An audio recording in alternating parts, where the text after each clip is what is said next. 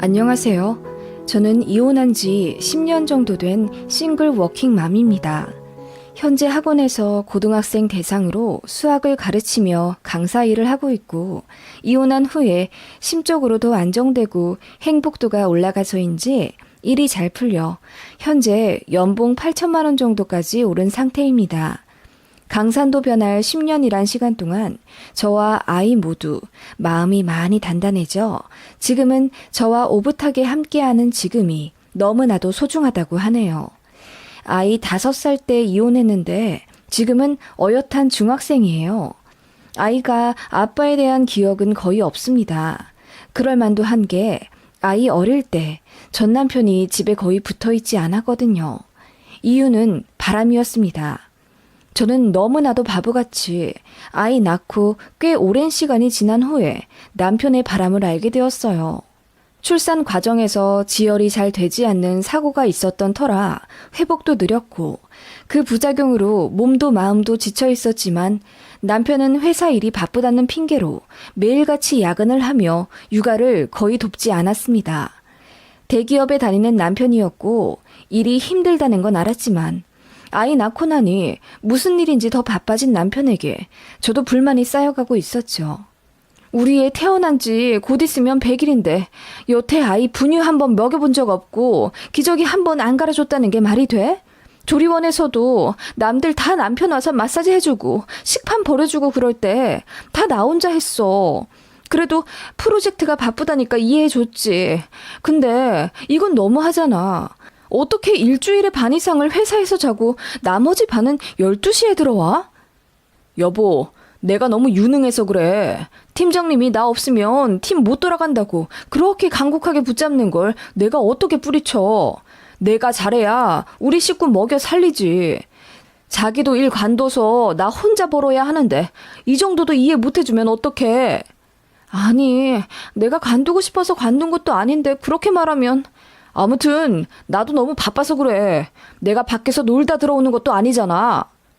그러면서 외벌이의 고충을 저에게 떠넘기곤 했습니다. 안 그래도 결혼하면서 전 직장도 관뒀어요.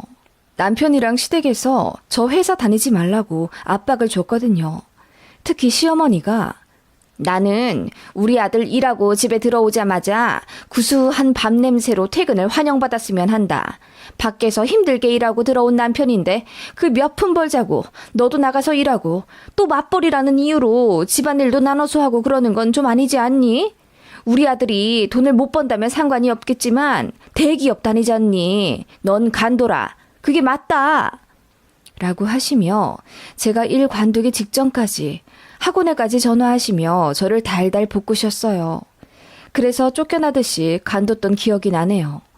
친정에서는 저를 보호해주지 않았냐고요?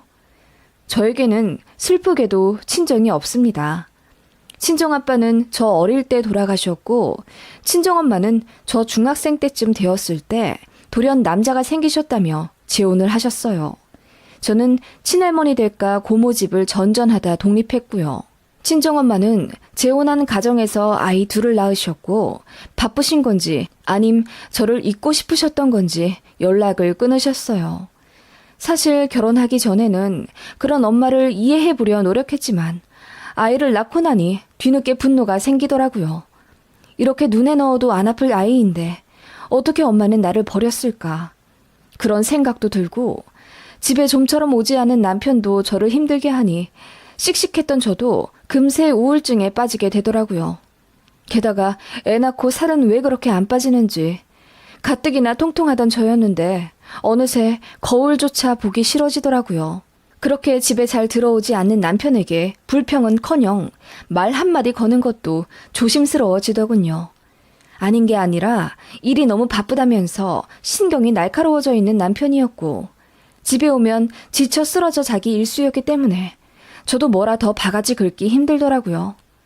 산후 우울증이었는지 아님 남편의 지속적인 가스라이팅 때문이었는지 정말 저 때문에 남편이 집에 안 들어오는 것 같고 다 제 탓 같다는 기분마저 들기 시작했어요. 처음엔 정말 일이 바빠서 못 들어오는 건 줄 알았는데 나중에는 주말에도 집에 거의 붙어 있지 않은 남편을 보며 뭔가 부부 사이가 소원해져 저에게 정이 떨어진 건가 싶기도 하더라고요. 그래서 돌쟁이 아이를 키우며 너무너무 힘들었지만 이 악물고 다이어트를 했어요. 저라도 잘해야 남편이 집에 더 붙어 있을 것 같고, 그래야 아이도 아빠와 더 행복한 시간을 보낼 수 있잖아요. 지금 생각해보면 등신 같았지만 당시에는 그랬습니다. 저도 결혼 전 꽤나 똑부러지고 잘 나가는 학원 강사였고 외모도 나쁘지 않아 인기도 많았었는데 그냥 그렇게 되더라고요. 남편과 시댁은 날이 갈수록 저를 더 무시했는데 저는 그게 든든한 친정이 없어서인 건 아닌지 하는 자격지심도 갖게 됐고요. 그래도 결혼할 때는 제가 남편보다 모아온 돈이 훨씬 많아서 제가 1억 2천 정도 가져왔고 남편은 모아둔 돈이 거의 없어서 시댁에서 1억 지원해 주신 것과 남편 이름으로 대출받아 신혼집을 샀었거든요. 그런데 시댁에서는 항상 자기네들이 집 해줬다고 하시더라고요. 신혼집을 공동 명의로 했었는데 그것도 국가화하던데 지금 생각하면 참 어이가 없는 집안이었죠. 시부모님은 사실 일을 거의 안 하신 상태였고 아주버님도 사업하다 말아먹고 일용직이나 근근하던 사람이라 그 집에서 믿을 건 제 전남편인 둘째 아들밖에 없었어요. 그나마 제 전남편이 대기업에 다니니 돈이 좀 되니까 월 100만 원 정도는 시댁에 갖다 바쳐야 했습니다. 그나마도 1년에 한두 번 있는 상여금 받을 땐 500만 원 정도 뜯기다시피 하며 드릴 때도 있었어요. 그때는 그게 왜 당연하다고 생각했었는지 제가 남편을 많이 사랑했었고 또 친정이 없다는 이유로 시댁에서 무시를 좀 받았었는데 그런 것들이 저를 한없이 낮아지게 만들었던 것 같네요. 그러다가 어느 날 청천벽력과도 같은 사건이 터지게 되죠. 아이 어린이집에 보내고 마트에서 장을 보고 있는데 어떤 여자가 저에게 다가오더라고요. 저 혹시 저기 신화아파트 203동 사시는 분 맞죠? 네? 네, 맞는데 무슨 일이시죠? 저도 203동 사는 사람이에요. 저는 그 옆 라인 살고 있어요. 사실 제가 말씀을 드려야 되나 말아야 되나 고민을 많이 했어요. 그런데 이렇게 마주치게 되니 말씀을 안 드릴 수가. 무슨 일로 그러세요? 뭐 혹시 저희 아이 때문에 그러시나요? 아니요, 그게 아니라 제가 사실 몇 달 전부터 남편분을 지하 주차장에서 몇 번 뵀었거든요. 제 남편이요? 네, 예전에 두 분을 뵌 적이 있어요. 제가 사람 얼굴을 워낙 잘 기억하는 편이라 두 분이 부부시라는 것도 잘 알고 있었고요. 그런데, 네, 말씀하세요. 너무 놀라지 말고 들어주세요. 아기 엄마도 알아야 할 것 같아서 말씀드리는 거니까요. 그 옆 라인에 살고 있다는 여자분께서 이윽고 입을 여섰고 저는 경악할 수밖에 없었습니다. 제 남편이 바람을 피우고 있다더군요. 제가 3교대 때문에 가끔 자정에 퇴근을 해요. 그런데 한 1, 2년 전부터 그쪽 남편을 그 시간에 자주 봐요. 차에 시동을 켜고 앉아있길래 누가 지하 주차장에서 공회전을 하나 싶어서 처음엔 뭐라고 하려고 했거든요. 그런데 항상 통화를 하고 있더라고요. 그러다가 어느 날엔 어떤 여자가 옆자리에 앉아있더라고요. 여자요? 여자라니.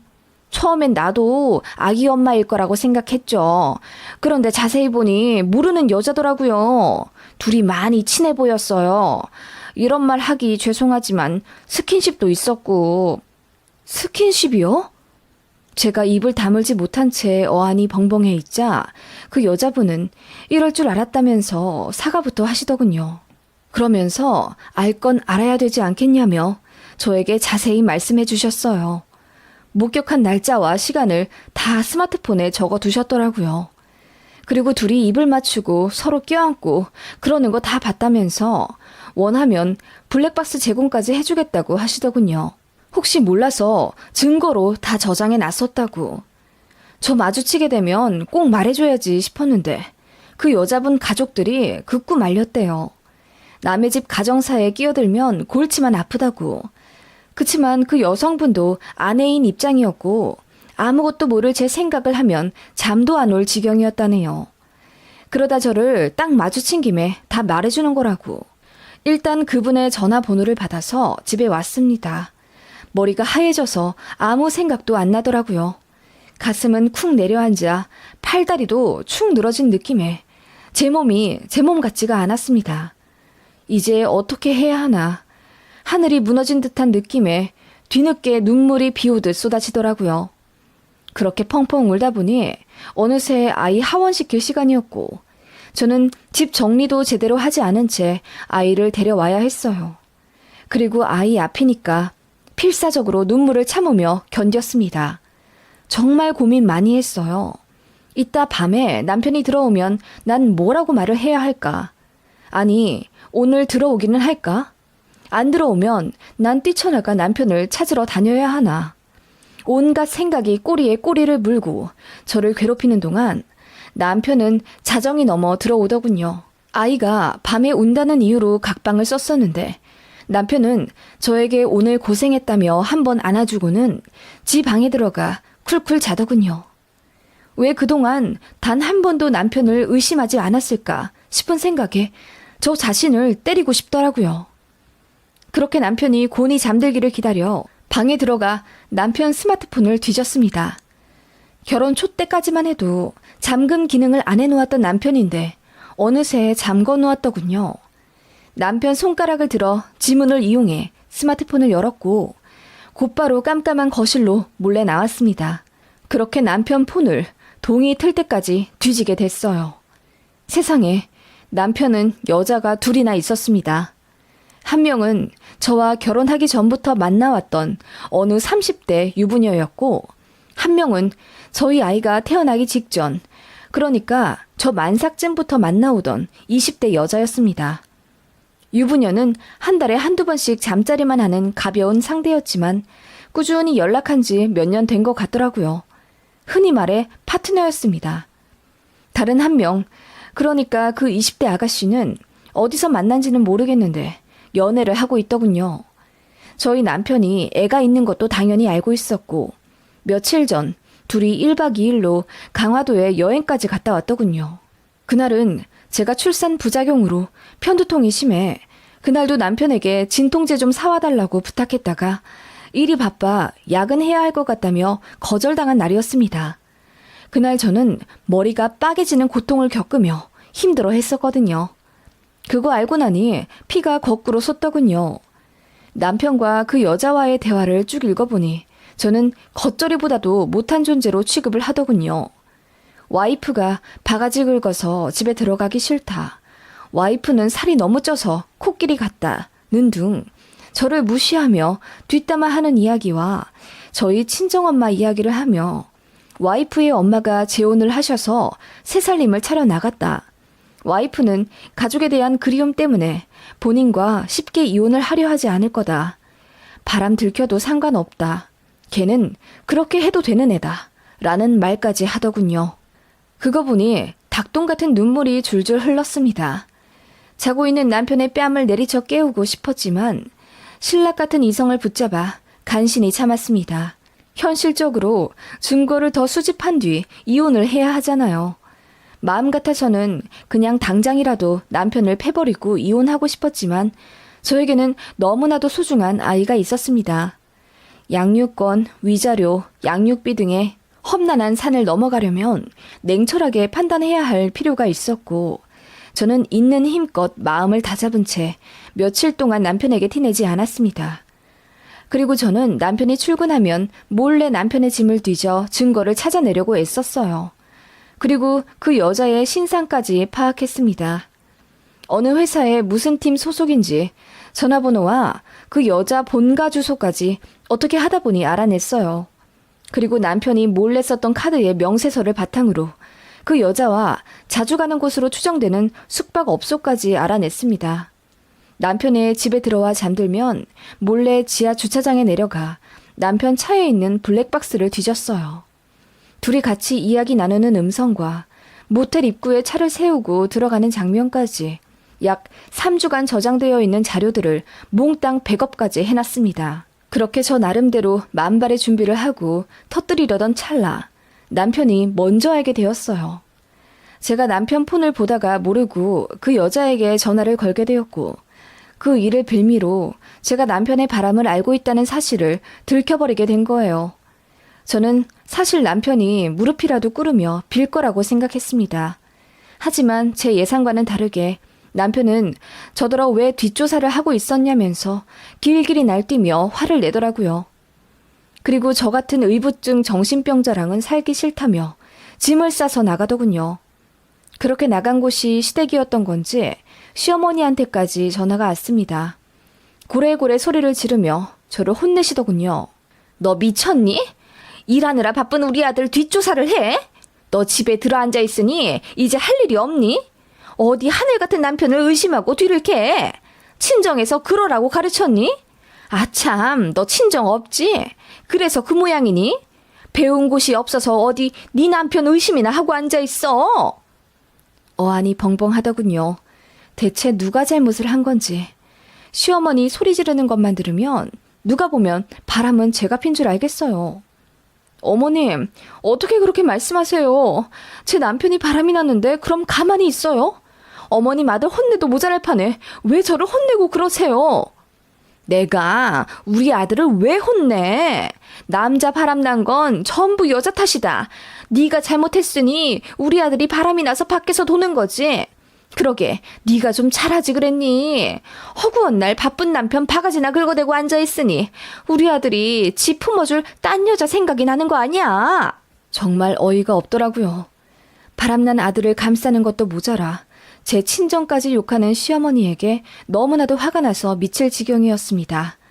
우리 아이 생각해서 어떻게든 참아보려 했는데 이 미친 집안과 하루라도 빨리 헤어져야겠다는 생각이 들더군요.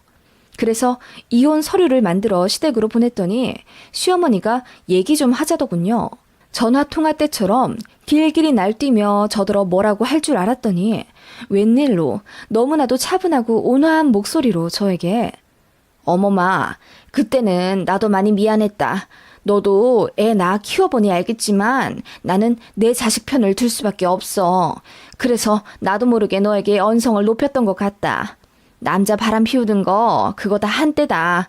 이번에 한번 용서해주면 내가 너에게 정말 잘하마. 우리 아들한테도 정신 차리라고 내가 눈물 쏙 빠지게 혼낼게. 그러니까 이번만 그냥 넘어가 다오. 너도 아이 있는 입장에서 이혼은 어렵지 않겠니? 그래도 대기업 다니는 아빠가 있어야 남들 앞에서 무시 안 당하고 사는 법이다. 혼자 사는 엄마 밑에서 애가 얼마나 주눅들어 살겠어. 너 어릴 때 생각을 해봐. 그렇게 친정 이야기까지 언급하며 저를 가스라이팅 하려고 하시더군요. 그리고 이혼하면 한 푼도 줄 수 없다는 말과 함께 무엇이 더 저와 아이를 위한 길인지 잘 생각해보라고 하시며 떠나셨습니다. 너무 어이가 없더군요. 그리고 그날 남편은 집으로 일찍 들어왔습니다. 웬일로 저녁 일찍 들어왔더군요. 잘못했다고 고개를 숙여도 모자랄 판에 더 고개를 빳빳이 들고 저더러 저녁 차리라고 큰 소리를 치길래 제가 뭘 잘했다고 밥 달라 타령이냐 하니 우리 엄마가 그러는데 이번 일 나한테 절대 불리할 거 없다더라. 어차피 결정적인 증거도 없잖아. 그리고 이혼하면 불쌍한 우리 애는 너만 참으면 될 일 가지고 우리 애까지 불행하게 만들지 마. 너도 평탄하지 않은 가정에서 자라면서 느낀 바가 많을 거 아냐. 라며 제 상처를 후벼 파더군요. 네, 남편은 그런 사람이었습니다. 제가 아이를 끔찍이도 생각하는 거 잘 알고 그걸 이용하는 사람이었죠. 그리고 본인 자존심을 지키기 위해 저를 짓밟는 그런 인간이었습니다. 사실 남편 말이 맞긴 맞았거든요. 한부모 가정에서 불행하게 자란 저였기에 아이에게 되물림 해주고 싶지 않았습니다. 그게 제 치명적인 약점이었어요. 남편과 시댁은 그렇게 아이를 앞세워 저에게 그냥 넘어가라 종용했고 일말의 죄책감도 없는지 바람 피우는 것도 그만두지 않더군요. 조금 더 만나다가 정리할 거라며 오히려 당당하게 그 여자를 만나고 오겠다고까지 했습니다. 당신 딸이 남의 가정 파탄내며 유부남을 만나고 있다고. 그러던 중 일이 터진 거죠. 남편이 상간녀를 만나러 급하게 새벽에 길을 나서다가 통화하느라 한눈을 팔았는지 가로수를 받고 전복되는 큰 사고를 냈습니다. 그런데 신고가 늦게 접수되는 바람에 남편은 의식이 없는 상태로 응급실에 가게 되었어요. 온몸이 골절되어 성한 곳이 없었고 제일 중요한 건 뇌출혈이 심했어요. 몇 번의 수술 끝에 결국 의식을 찾게 되었지만 남편은 골반과 다리에 철심을 받고도 걷지 못하는 산송장 상태가 되었습니다. 당시 블랙박스를 보니 남편은 굉장히 흥분 상태였어요. 그 20대 상간녀가 본인 부모님한테 모든 걸 다 들켜버렸다고 이별을 구했는지 남편이 울고불고 빌며 통화하는 음성이 녹음되었더라고요. 그러다가 혼자 사고 낸 거였어요. 와, 정말 심란하더군요. 그 와중에 시어머니는 또 제 탓을 하며 우리 아들이 정리한다고 했잖니. 그러면 좀 기다려 줄 것이지. 그 여자의 집에까지 전화를 해서 이 사단을 만들어? 우리 아들이 천천히 정리할 때까지 좀 응원해주고 그랬으면 그 여자애랑도 적당히 즐기다 헤어졌겠지. 너 때문에 우리 아들만 눈이 돌아서 일이 이렇게 된 거잖냐? 다 너 때문이다.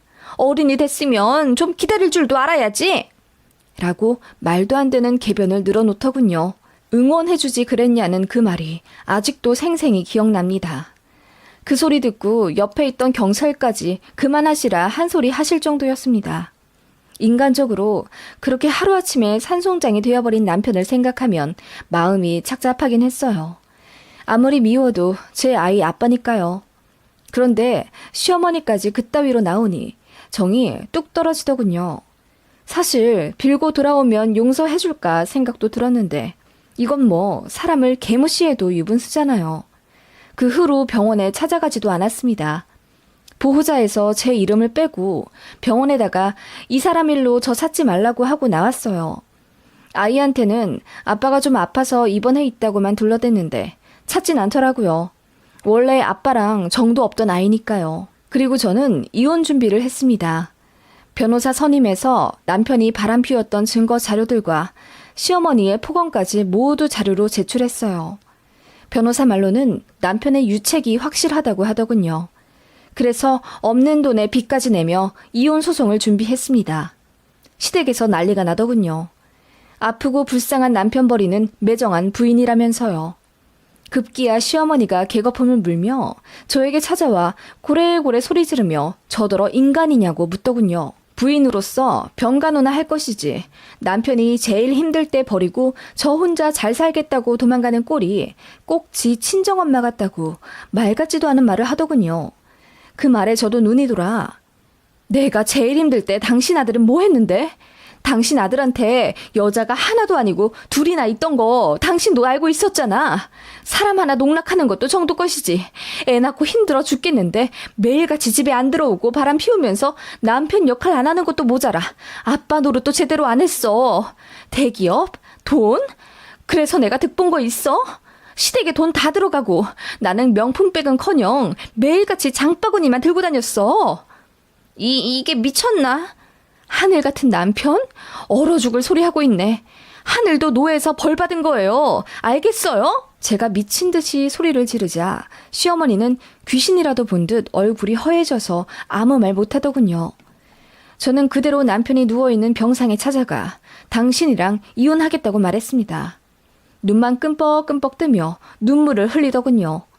뭐라고 얘기는 하려 하는데 사고로 혀까지 잘려 무슨 소리 하는지도 모르겠더라고요. 그 와중에 불쌍하다는 생각이 드는 건 솔직히 어쩔 수 없더군요. 그래도 사랑해서 결혼까지 한 사람인데 끝이 어찌 이러나 싶어 병원 나서는 길에 눈물이 펑펑 쏟아져 내렸습니다. 네, 결과적으로 제가 승소해서 이혼하게 되었고요. 남편의 유책이 인정되었고 위자료와 아이 양육비조로 집 명의를 제가 갖게 되었습니다. 남편은 사고 후유증이 너무 심해 업무 복귀를 못해서 직장도 잃었습니다. 본인이 사표를 냈지만 사실상 잘린 거나 마찬가지였어요. 회사에 소문이 너무 안 좋게 나 있었고 평판을 중요시하는 회사라 좌천이 확실시 되었거든요. 제대로 걷지도 못해서 휠체어를 타는데 손도 마음대로 못 움직여서 전동 휠체어도 혼자 조작을 못하더군요. 당연히 대소변도 혼자 못 가리고요. 병간호는 고스란히 시어머니 몫이 되었고 시어머니는 이혼 소송 내내 저에게 전화를 걸어 한 번만 봐달라고 울고불고 빌다가 어느 날은 고래고래 소리를 지르며 화풀이를 하는 둥 정신이 나가신 듯 했습니다. 나이 먹고 병간호하기 힘들다 하시며 저더러 돌아와달라 빌다가 또 화내다가 나중에는 사고 난 것도 다 저 때문이니 책임을 지라고 난리였습니다. 제가 그래서 그랬죠. 이 모든 건 아들을 잘못 키운 어머님 탓이라고. 그랬더니 울부짖으시더라고요. 모두 차단해버리고 저는 전화번호도 바꾼 채 아무도 모르는 지역으로 이사 갔습니다. 그곳에서 정착해 아이와 안정적으로 산 지 현재 10년이 되었고 저는 결혼 전 했었던 일을 다시 시작했어요. 대기업 다녔던 전 남편이 벌어오던 돈보다 훨씬 많이 벌며 아이와 단둘이 여유롭게 살고 있습니다. 아이에게 아빠로 인한 부재를 느끼지 못하도록 부단히 노력한 덕분인지 아이는 그늘 없이 너무나도 맑고 바르게 잘 자라났습니다. 저에게는 이혼이 터닝 포인트예요. 이혼을 결심하면서 저 자신을 소중히 하는 법을 다시금 배우게 되었습니다. 전 남편은 지금 어떻게 살고 있는지 전혀 모르고 이제 알고 싶지도 않네요. 시모는 그리도 감싸돌던 아들이 도로 돌아왔으니 행복에 겨우시겠죠?